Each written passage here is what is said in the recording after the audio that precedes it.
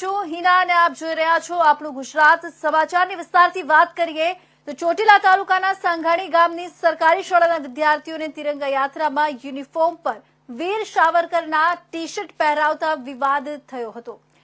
સાવરકરની તસવીરવાળા T shirt વિદ્યાર્થીઓને પહેરાવી તિરંગા યાત્રા યોજતા વિવાદ થયો હતો। સાંઘાણી પે સ્કૂલના પ્રિન્સિપાલે કહ્યું કે આ ખોટો રાજકીય ઇસ્યુ કોંગ્રેસે કર્યો છે। કોંગ્રેસના પૂર્વ ધારાસભ્ય ઋત્વિક મકવાણા, લાલજી દેસાઈ સહિતનાઓએ વિરોધ કરી રોષ દાખવ્યો હતો। મહાત્મા ગાંધી અને સરદારનું નામ ભૂસવાની સરકારની સાજિશ હોવાનો પણ કોંગ્રેસના આગેવાનોએ આક્ષેપ કર્યો હતો।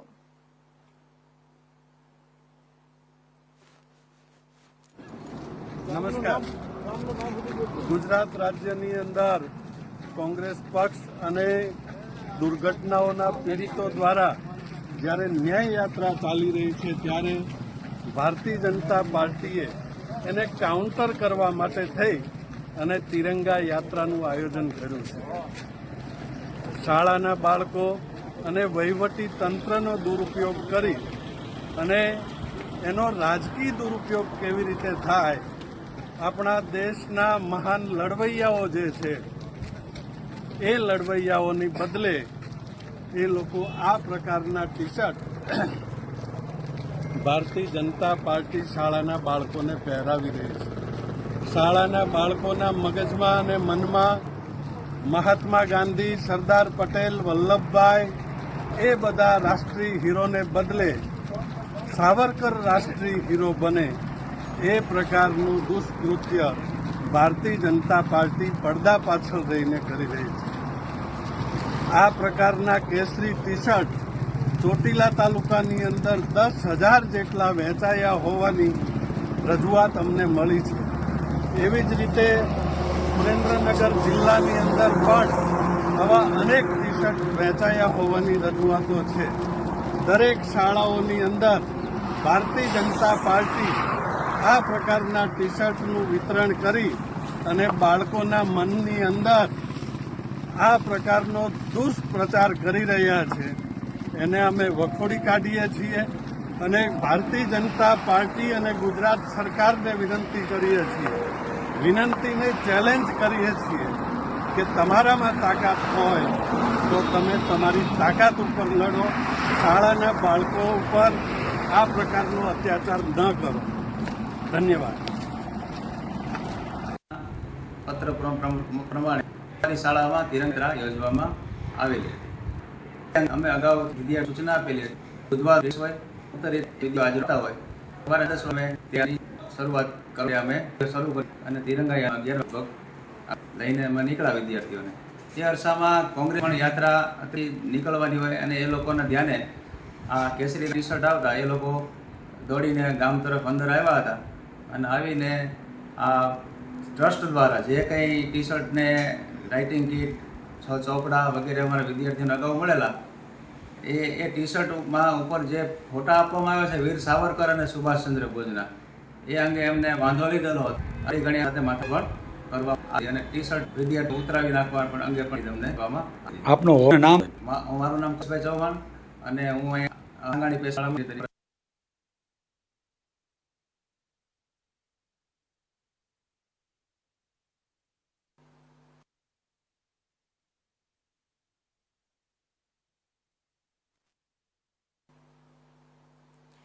તો 78માં સ્વતંત્રતા દિવસની પૂર્વ સંધ્યાએ જૂનાગઢ શહેરમાં તિરંગા યાત્રા નીકળી। 78માં સ્વતંત્રતા દિવસની પૂર્વ સંધ્યાએ ગુજરાતના કેબિનેટ મંત્રી રાઘવજી પટેલની અધ્યક્ષતામાં શહેરના બહાઉદ્દીન કોલેજ ખાતેથી તિરંગા યાત્રા નીકળી હતી, જેમાં સાંસદ રાજેશ ચુડાસમા, મહાનગરપાલિકાના પૂર્વ મેયર ગીતાબેન પરમાર, પૂર્વ ડેપ્યુટી મેયર ગિરીશ કોટેચા, પૂર્વ standing committee chairman Haresh Parsana, શહેર ભાજપ પ્રમુખ પુનિત શર્મા, જિલ્લા પોલીસ વડા Harshad Mehta, division DYSP Hitesh Dhandhaliya, probation DYSP Nikita Shiroya, headquarter DYSP Patni સહિતના અધિકારીઓ તેમજ ગિરનાર મંડળના ઇન્દ્ર ભારતી બાપુ, હરિગીરી બાપુ સહિતના સાધુ સંતો તેમજ વિવિધ સંસ્થાના આગેવાનો લોકો મોટી સંખ્યામાં જોડાયા હતા।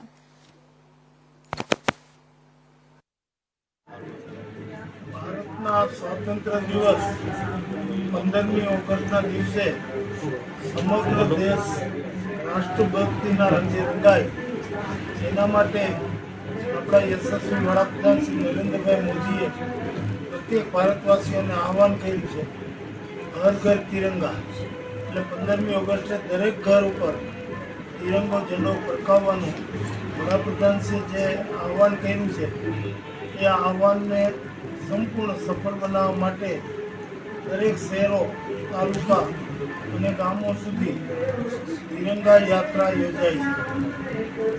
એના ભાગરૂપે આજે જૂનાગઢ મહાનગરમાં આ તિરંગા યાત્રા યોજવામાં આવી છે. આ યાત્રામાં વિશાળ સંખ્યામાં નગરજનો હાથમાં ભારતના રાષ્ટ્રધ્વજ લઈ જોડાયા અને સમગ્ર જૂનાગઢ શહેર રાષ્ટ્રભક્તિમાં રંગે રંગાઈ ગયું છે. આવતીકાલે પ્રત્યેક નાગરિક પોતાના ઘર ઉપર રાષ્ટ્રધ્વજ ફરકાવે એવી બધાને અપીલ કરી છે. અને વડાપ્રધાનશ્રીના આહવાનને સંપૂર્ણપણે સફળ બનાવવા માટે બધાએ અધિકારીઓ, પદાધિકારીઓ અને પ્રજાજનોએ તમામે પસંદ કરી કમર કસી છે. આજે જૂનાગઢ શહેર તમે જોતા હશો રાષ્ટ્રભક્તિના રંગે રંગાઈ ગયું છે. પાક વીમા યોજના અત્યારે અસ્તિત્વમાં નથી. રાજ્ય સરકાર જ્યારે કુદરતી આફતો આવે ત્યારે એનું આકલન કરી અને સીધી ખેડૂતોને સહાય આપે. સર્વેની વાત પણ થાય છે. સર્વે ચાલુ છે. હજી સુધી મળ્યું નથી. અત્યારે સર્વે કરવા જેવું થયું છે કેટલું પાણી ભરાય. તો ભારતના યશસ્વી વડાપ્રધાન નરેન્દ્ર મોદી દ્વારા હર ઘર તિરંગા અભિયાન શરૂ કરવામાં આવ્યું છે, જે અંતર્ગત સમગ્ર દેશમાં એક અનેરો ઉત્સાહ જોવા મળી રહ્યો છે. દેશ આઝાદીને 77 વર્ષ પૂર્ણ થતા વડાપ્રધાન નરેન્દ્ર મોદીના માર્ગદર્શન હેઠળ દેશભરમાં હર ઘર તિરંગા અભિયાન ચલાવવામાં આવી રહ્યું છે. ત્યારે ડભોઈ શહેર તેમજ તાલુકામાં આજરોજ હર ઘર તિરંગા રેલીનું આયોજન ડભોઈના ધારાસભ્ય શૈલેષભાઈ મહેતાની અધ્યક્ષતામાં કરવામાં આવ્યું હતું. આ પ્રસંગે ડભોઈ તાલુકાના કયાવહારોન ગામ ખાતે ભવ્ય તિરંગા યાત્રાનું આયોજન કરવામાં આવ્યું હતું, જે યાત્રા કાયાવારોહનના લકુલિસ વિદ્યા મંદિરથી નીકળી ગ્રામ પંચાયત પહોંચી સમાપન કરવામાં આવી હતી. યાત્રા દરમિયાન મોટી સંખ્યામાં યુવાનો, વડીલો, બાળકો તેમજ મહિલાઓ ઉત્સાહભેર જોડાયા હતા. ઉપરાંત તમામ લોકોએ પોતાની દુકાનો તથા મકાનો પર તિરંગો લગાવી હર ઘર તિરંગા અભિયાનને સફળ બનાવ્યો હતો. આ દિવસે ડભોઈના ધારાસભ્ય શૈલેષ મહેતાએ તમામને સ્વતંત્રતા દિવસની શુભકામના આપી હતી અને આઝાદીની લડતમાં શહીદ થયેલા વીર જવાનોને યાદ કરી શ્રદ્ધાંજલિ પાઠવી હતી.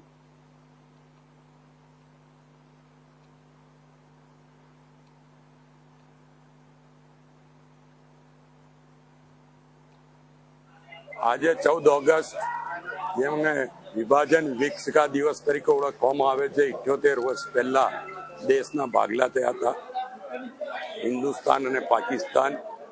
કેટલાય હિન્દુઓએ પાકિસ્તાનમાંથી પોતાના ઘરબાર છોડીને હિન્દુસ્તાનમાં આવવું પડ્યું હતું. એ લોકોના દુઃખ, જે કત્લેઆમ હતી, એને યાદ કરીને આજનો દિવસ વિભાજન વિકસિકા દિવસ તરીકે ઉજવવામાં આવે છે. સાથે જ વડાપ્રધાન નરેન્દ્રભાઈ મોદીની પ્રેરણા અને ભારતીય જનતા પક્ષના પ્રમુખશ્રીના આદેશ પ્રમાણે આ તિરંગા યાત્રાઓનું આયોજન કરવામાં આવ્યું છે, જેના ભાગરૂપ આજે કાયાવરણ તીર્થધામ ખાતે પણ તિરંગા યાત્રાનું આયોજન કરવામાં આવ્યું, જેમાં મોટી સંખ્યામાં કાયાવરણના અને ડભોઈ તાલુકાના આગેવાનો, સામાજિક કાર્યકરો, રાજકીય આગેવાનો અને ખાસ કરીને શૈક્ષણિક સંસ્થાઓના વિદ્યાર્થીઓ, શિક્ષક મિત્રો આમાં જોડાયા. આ જ રીતે સવારે ડભોઈ દર્ભાવતી નગર ખાતે પણ મોટી સંખ્યામાં લોકો તિરંગા યાત્રામાં જોડાયા હતા. એક દેશ પ્રેમની ભાવના તમામના હૃદયમાં આજે પણ જળવાયેલી છે અને એ દેશ પ્રેમની ભાવના વર્ષો વર્ષ જળવાયેલી રહી એના માટે આ રીતના કાર્યક્રમો રાખવામાં આવે છે.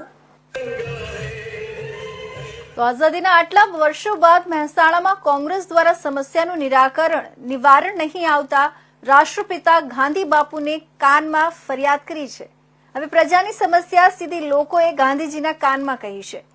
આજે 14 ઓગસ્ટના રોજ શહેર કોંગ્રેસ પ્રમુખ ભૌતિક ભટ્ટ ગાંધીજીની પ્રતિમા આગળ બેસી સમસ્યાઓનો પત્ર ગાંધીજીને આપ્યો છે. સ્થાનિક સત્તાધારીઓ અવાજ નહીં સાંભળતા હવે રાષ્ટ્રપિતા સમક્ષ રજૂઆત કરી છે. આઝાદીના આટલા વર્ષો બાદ મહેસાણામાં કોંગ્રેસ દ્વારા સમસ્યાનું નિવારણ નહીં આવતા રાષ્ટ્રપિતા ગાંધી બાપુને કાનમાં ફરિયાદ કરી છે. હવે પ્રજાની સમસ્યા સીધી લોકોએ ગાંધીજીના કાનમાં કહી છે. ત્યારે આજે 14 ઓગસ્ટના રોજ જ્યારે શહેર કોંગ્રેસ પ્રમુખ ભૌતિક ભટ્ટ ગાંધીજીની પ્રતિમા આગળ બેસી સમસ્યાઓનો પત્ર ગાંધીજીને આપ્યો છે, ત્યારે સ્થાનિક સત્તાધારીઓ અવાજ નહીં સાંભળતા હવે રાષ્ટ્રપિતા સમક્ષ રજૂ કરી છે. ગાંધી બાપુ રખડતા ઢોરથી મુક્તિ આપો, ગાંધી બાપુ વરસાદી પાણીનો નિકાલ કરો, ગાંધી બાપુ મહેસાણામાં સિટી બસ સેવા ચાલુ કરો જેવી અનેક રજૂઆત કરી છે.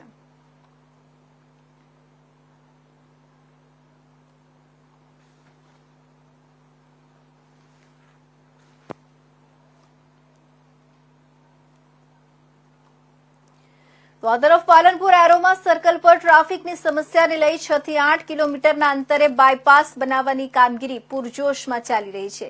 ત્યારે ખેડૂતોની મહામૂલી જમીન વધુ પ્રમાણમાં કપાત થતી હોવાથી બનાસકાંઠા કોંગ્રેસ દ્વારા ખેડૂતોની વધુ પડતી કપાતી જમીનને લઈ કોંગ્રેસ આગેવાનો અને ખેડૂતો સાથે મળી રેલી યોજી કલેક્ટરને આવેદનપત્ર આપી રજૂઆત કરવામાં આવી હતી. પાલનપુર શહેરના એરોમા સર્કલ પર ટ્રાફિકની સમસ્યા દિન પ્રતિદિન પેચીદી બનતી હોવાથી સરકાર દ્વારા પાલનપુરમાં 6 થી 8 કિલોમીટરના અંતરે બાયપાસ રોડ બનાવવાની કામગીરી ચાલી રહી છે.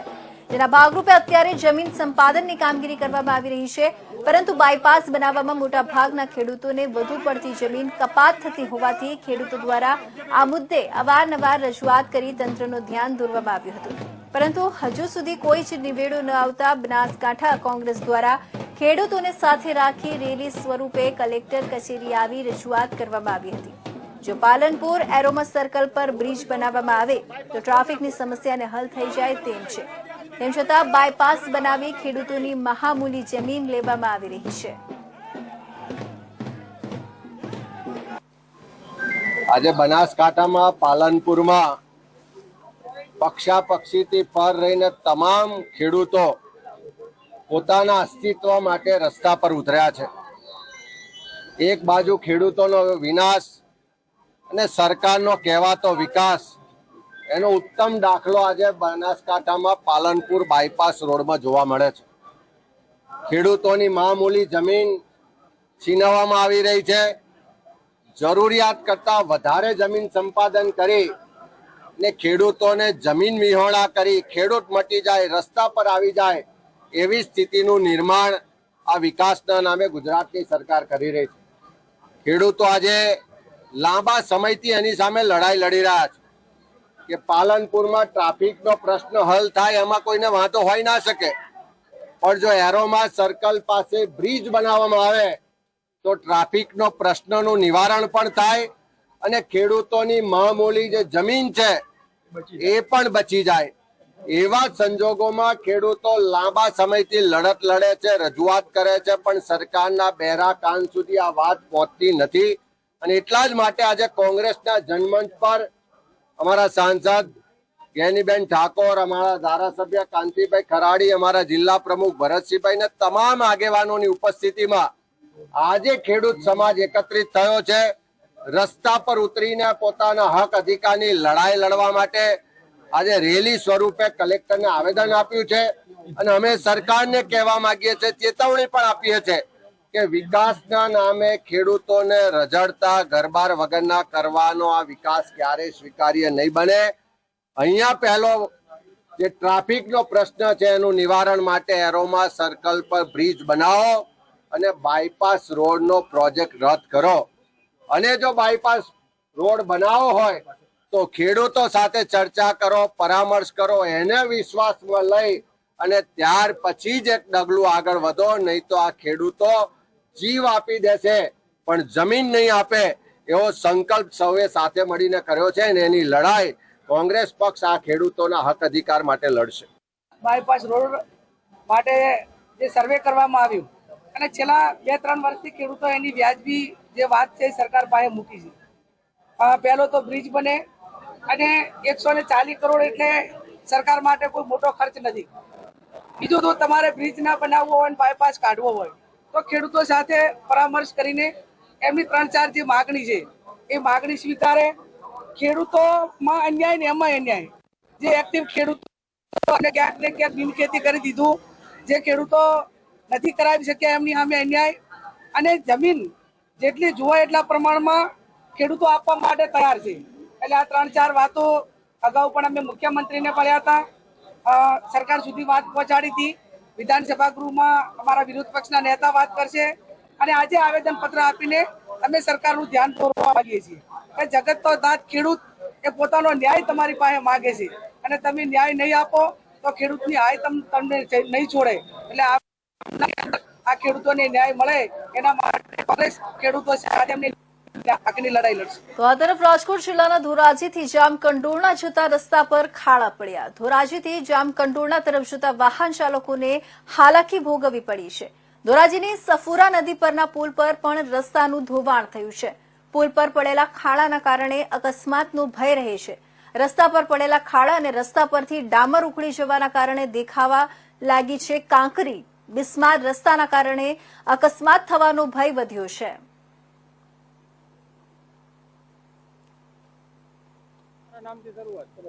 મારું નામ ઠુમર સંજય છે. હું ધોરાજીનો વતની છું.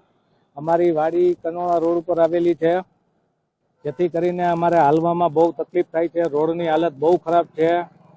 અમારી માંગણી એવી છે કે રોડ રસ્તામાં કંઈક રિપેરિંગ કરો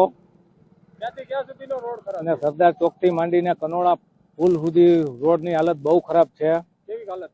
બહુ બિસ્માર હાલત છે. જેથી કરીને તમે રોડને મરમ્મત કરી અને હલાય એવી પરિસ્થિતિમાં લાવો.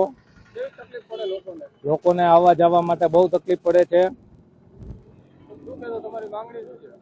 કે રોડ રસ્તા સારા કરો જેથી કરીને અમારે વાડી આવવા જવામાં કાયમ માટે સારું રહે, એક્સિડન્ટનો ભય ન રહે. તમારા નામથી શરૂઆત. રહેમાન નૂર મોહમ્મદ કારવા. રેમાનભાઈ, આજે રોડ રસ્તાની શું પરિસ્થિતિ છે? રોડ રસ્તામાં છે ને સાહેબ, ધોરાજી જેતપુર ચોકડી સરદાર ચોક થી લગાડીને કનોડા કસ્ટમ લગીને બહુ જ તબિયત ખરાબ છે. રોડની ભીસમાર તબિયત છે. આવ જરી ખાડા ખબડા 108 આવતી હોય, વાહનની બીક લાગે, અકસ્માતની બીક લાગે. ખાડા પાણી બીજી કોઈ વસ્તુ છે જ નહીં. અકસ્માતની તો બહુ જ બીક લાગે છે.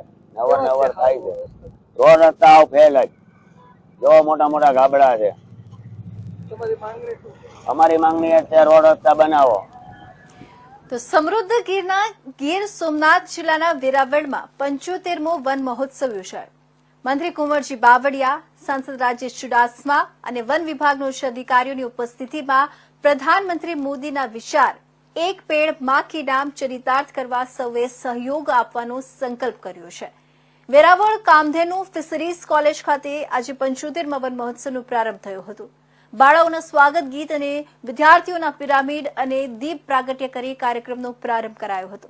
આ પ્રસંગે મંત્રી કુંવરજી બાવળિયાએ જણાવ્યું હતું કે પોતાની માતાની યાદમાં એક વૃક્ષ વાવી અને ગીર સોમનાથને હરિયાળું બનાવવા તંત્ર સાથે લોક સહયોગ પણ મળી રહ્યું છે. ત્યારે ગીરના સાંસદ રાજેશ ચુડાસમાએ ગીર સોમનાથમાં વાસ્તવમાં જ ગીર અભયારણ્ય છે અને તેમાં સિંહો સહિત વન્ય પ્રાણીઓ મોટી માત્રામાં વસે છે. ત્યારે કોરોના કાળમાં સૌએ ઓક્સિજનની મહત્તા જાળવી છે, જેથી સૌએ એક વૃક્ષ માત્ર વાવવા પૂરતું નહીં પરંતુ તેનો ઉછેર પણ થાય તેવી અપીલ કરી હતી. પ્રધાનમંત્રી આદરણીય નરેન્દ્રભાઈએ જે રીતે સારા એ દેશની જનતાને એક પેડ માં કે નામ પર શરૂઆત કરીને આખા દેશની જનતા પોતાના માતાને યાદ કરીને એક વૃક્ષનું વાવેતર કરે એવા એક અભિયાનના ભાગરૂપે રાજ્ય સરકારે પણ જ્યારે આખા રાજ્યની અંદર આ વનીકરણને ખૂબ મહત્ત્વ આપીને આજે ગીર સોમનાથ ખાતે અમે 75મા વન મહોત્સવનું અહીંયા અમારા સન્માનીય સાંસદ, ધારાસભ્ય અને સૌ પદાધિકારીની ઉપસ્થિતિમાં સામાજિક વનીકરણ વિભાગ તરફથી આયોજન કરવામાં આવેલું. આ વિભાગ તરફથી ખાસ કરીને દરેક તાલુકા કક્ષા સુધીના દરેક વૃક્ષારોપણ થાય, એની સાથે સાથે એની જતન અને જાળવણી થાય એવા ઉદ્દેશ સાથે આજના કાર્યક્રમનું સરસ મજાનું આયોજન કરવામાં આવ્યું હતું. જે રીતે 1950ની અંદર સ્વર્ગસ્થ કનૈયાલાલ મુનશીએ જેમણે આ શરૂઆત કરીને આજે આ 75 વર્ષ સુધી સતત દર વર્ષે આ વન મહોત્સવ ઉજવાય છે. સાથે રાજ્ય સરકારે પણ સાંસ્કૃતિક ધરોહરને ધ્યાનમાં રાખીને દરેક જુદા જુદા સ્થળો પર સાંસ્કૃતિક વનો ઊભા કરીને અહીંયા ટૂંક સમયમાં થોડા સમય પહેલાં જ દ્વારકાની અંદર બાજુમાં હરસિદ્ધિ માતાની બાજુમાં 23મા વન મહોત્સવની પણ રાજ્યના માનનીય મુખ્યમંત્રીએ પણ એની શરૂઆત કરાવેલી. આ રીતે આખા એ રાજ્યની અંદર વૃક્ષોનું વાવેતર થાય, જતન થાય, જાળવણી થાય, એના ભાગરૂપે અહીંયા ગ્રીન ગુજરાત, ગ્રીન સોમનાથ એક ઉદ્દેશ સાથે અહીંયા વૃક્ષારોપણનું પણ વાવેતર અને આજના કાર્યક્રમનું આયોજન કરેલું. Thank you. આજે ગીર સોમનાથ મુકામે 75મા વન મહોત્સવમાં પાણી પુરવઠા મંત્રી આદરણીય કુંવરજીભાઈ બાવળિયાના અધ્યક્ષસ્થાને આયોજન કરવામાં આવ્યું હતું. દેશના પ્રધાનમંત્રી આદરણીય નરેન્દ્રભાઈ મોદીજી દ્વારા એક પેડ માં કે નામનું આહવાન કરવામાં આવ્યું છે. મારી ગીર સોમનાથ અને જૂનાગઢ જિલ્લાની જનતાને વિનંતી છે કે આપણે સૌ પણ એક આપણી માતાના નામનું વૃક્ષ વાવી અને એમનું જતન કરીએ, કારણ કે જનેતાના નામને જતન કરવાની આપણે એક તક મળી છે. ત્યારે આપણે વૃક્ષનું વાવેતર કરી અને આપણે દુનિયાની સૌથી મોટામાં મોટી સમસ્યા છે પર્યાવરણ છે, એમની સામે આપણે પણ મદદરૂપ થઈએ એવી વિનંતી કરી. આ વિસ્તારની જૂનાગઢ અને ગીર સોમનાથની વાત થતી હોય ત્યારે સૌરાષ્ટ્રનું કાશ્મીર એટલે આપણો આ વિસ્તાર કહેવાય છે. અને એટલા માટે જ લોકો અહીંયા પ્રવાસીઓ અને યાત્રાળુઓ અહીંયા આવે છે. ત્યારે નાગરિક તરીકે પણ મારી જવાબદારી છે અને આ વિસ્તારના પ્રતિનિધિ તરીકે પણ મારી જવાબદારી છે. લોકો આ અભિયાનમાં વધારેમાં વધારે જોડાય અને વધારેમાં વધારે વૃક્ષોનું વાવેતર થાય, પ્લાસ્ટિકનો ઉપયોગ ઓછો થાય એવા અમારા પ્રયત્ન રહેશે. અહીં ખાસ કરીને જ્યારે આ વિસ્તારમાં ચોમાસામાં આપણું સાસણ બંધ હોય છે તો આવનારા સમયમાં આપણા દરિયાઈ બીચો છે, ખાસ કરીને વેરાવળ ચોપાટીનું આપણે સૌએ હમણાં જ જોયું કે એમનું લોકાર્પણ પણ થઈ રહ્યું છે. આવનારા સમયમાં આ વિસ્તારમાં નાના મોટા રિવરફ્રન્ટો બને, હજી પણ ચોરવાડનું બીચનું ડેવલપમેન્ટ થાય. અગાઉ પણ 3-4 વખત એમનું ટેન્ડર થયું હતું. જંજીરનો ધોધ છે આપણો. તો આ હતા અત્યાર સુધીના મહત્વના સમાચાર. નવા સમાચાર માટે જોતા રહેજો ઇન્ડિયા ન્યૂઝ ગુજરાત.